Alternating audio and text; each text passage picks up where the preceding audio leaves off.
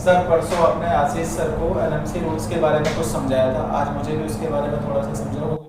समझा देते, क्या दिक्कत है, अभी समझा देते हैं, बिल्कुल समझा देते हैं। ये है, ये एनएमसी ने गैजेट बनाया था 18 नवंबर 2021 को, जो पब्लिश हुआ 22 नवंबर 2021 शाम को 6 बजकर कुछ मिनट पे। ठीक है, इसमें जो सबसे इंपॉर्टेंट जो पॉइंट है हमारे पास वो ये है, सेक्शन 4B। सेक्शन 4 पूरा ही बहुत ज़्यादा इंपॉर्टेंट है, ये समझना बहुत जरूरी है।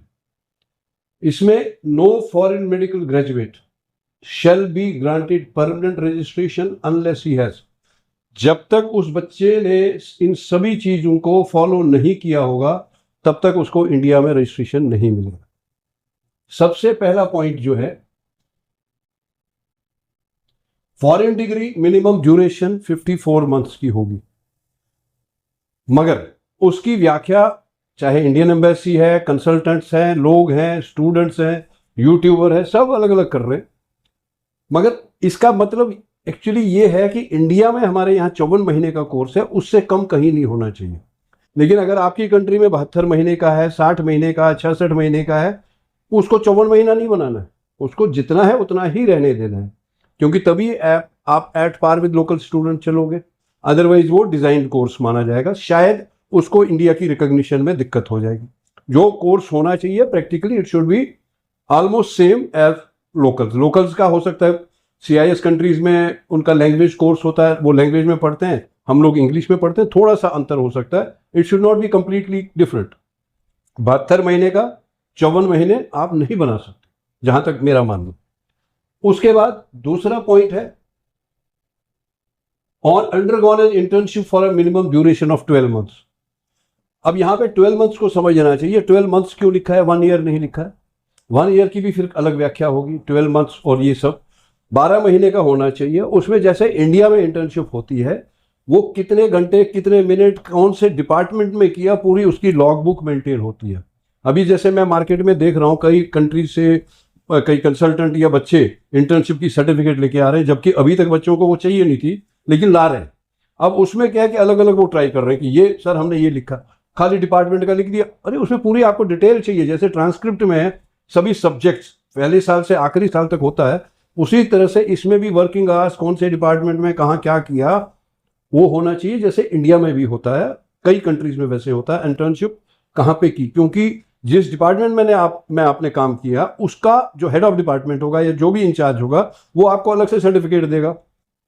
हर डिपार्टमेंट देता गया, फिर जाके टोटल करके सभी को, कॉलेज हो या हॉस्पिटल वाले हो, वो एक इंटर्नशिप सर्टिफिकेट आपको डिटेल ट्रांसक्रिप्ट की तरफ बनाएंगे, वैसा होना चाहिए। उसके बाद कोर्स इंग्लिश में होना चाहिए, ये सबको पता है, कोई दिक्कत नहीं। एक ये चीज है, studied mandatory subject specified in schedule 1। Mandatory subjects लिखा है। हम लोग क्या कर रहे हैं कि अरे CBME भी फॉलो करना है, ये भी फॉलो कर, कुछ नहीं करना है हमने। CBME फॉरेन मेडिकल एजुकेशन पे लागू नहीं होता है। आपको शेड्यूल 1 देखना है, जो क्या सब्जेक्ट्स हैं, उसमें क्या मैंडेटरी सब्जेक्ट्स हैं, ये आपको पढ़ने हैं विदेश में, वो बहुत जरूरी चीज। तीसरी चीज है रजिस्टर्ड। सेक्शन 4B सबसे ज्यादा जो गड़बड़ पूरे मार्केट में कर रहे हैं लोग, वो इस पे कर रहे हैं। ये जो कह रहा है registered with the respective regulatory body, जो उस कंट्री में लाइसेंसिंग अथॉरिटी है, उसके पास आपको रजिस्टर्ड होना चाहिए। रजिस्टर्ड मतलब ये नहीं कि जो सर्टिफिकेट पे हमने रजिस्ट्रेशन नंबर डाला हुआ है यूनिवर्सिटी का या इंस्टीट्यूशन का, वो रजिस्ट्रेशन नहीं माना जाएगा। लाइसेंसिंग अथॉरिटी का अलग से रजिस्ट्रेशन सर्टिफिकेट आता है, जैसे इंडिया और बांग्लादेश में है। यहाँ पे कोई लाइसेंसिंग एग्जामिनेशन नहीं है। यहाँ पे जब डिग्री आप पूरी करते हैं, इंटर्नशिप पूरी करते हैं, क्योंकि इंटर्नशिप से पहले आपकी डिग्री पूरी मान्यता नहीं मानी जाती है, तो तब जाके आपको इंडिया और बांग्लादेश में रजिस्ट्रेशन मिलता है। बाकी 99% कंट्रीज जो अब्रॉड में है, उनमें लाइसेंसिंग एग्जामिनेशन है या लाइसेंसिंग प्रोसीजर्स हैं, तो वहां वो प्रोसीजर फॉलो करके आपको वहां का लाइसेंस प्राप्त करना है। लेकिन यहां पे 2 शब्द लिखे हैं, और अदरवाइज। इसकी व्याख्या हमारे कंसल्टेंट भाई या यूट्यूबर भी अलग अलग दे रहे हैं। क्या दे रहे हैं?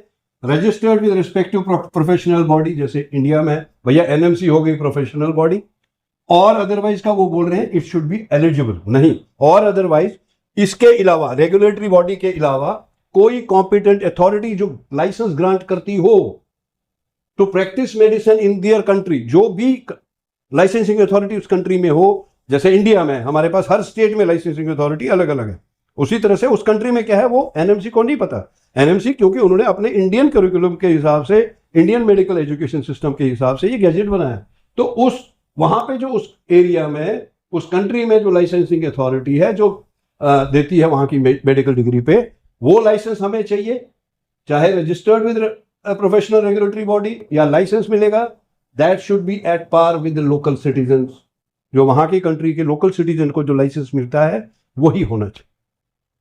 अब 2-4 दिन से मैं कुछ यूट्यूब देख रहा हूं क्योंकि मार्केट में बहुत रिसर्च हो रहा है, सब लोग कर रहे हैं कि कैसे इस गैजेट को कैसे कुछ ना कुछ करें। उसमें क्या कर रहे हैं वो कह रहे हैं भैया ये हमें अलग से 12 महीने की इंटर्नशिप क्यों करनी है।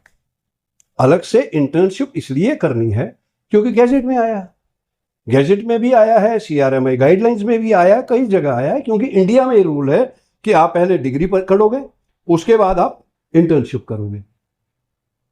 अब कई लोग कह रहे हैं कि भैया इंटर्नशिप हमें बाद में क्यों करनी है, पहले क्यों नहीं करनी। जो अभी नोटिफिकेशन आया एनएमसी से थ्रू PMO, उसमें यही आया है कि it should be done after completion of course. बिल्कुल सही कहा, उसकी कंट्राडिक्टरी स्टेटमेंट लोग दे रहे हैं।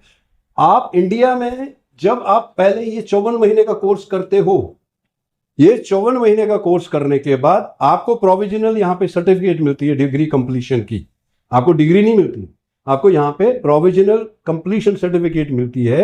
उसके बाद जब आप इंटर्नशिप करते हो, ठीक है, 12 महीने का, उसके बाद आपको फाइनल डिग्री मिलती है और you get registration with NMC. यहां पे एक ये विरोधाभास है, इंटर्नशिप अब्रॉड में भी है और इंटर्नशिप इंडिया में भी है, आपको वो करनी है। जो FMGL, हम FMGL गाइडलाइंस को इग्नोर नहीं कर सकते, ये परफेक्ट है। एंड पूरा इस गैजेट में ये सिर्फ 2 पेज का इंग्लिश में है ये गैजेट, मगर पूरा NMC एक्ट जो 30-40 पेज का है, पूरा इसमें से इस 2 पेजेस में इन्होंने निचोड़ के रखा है।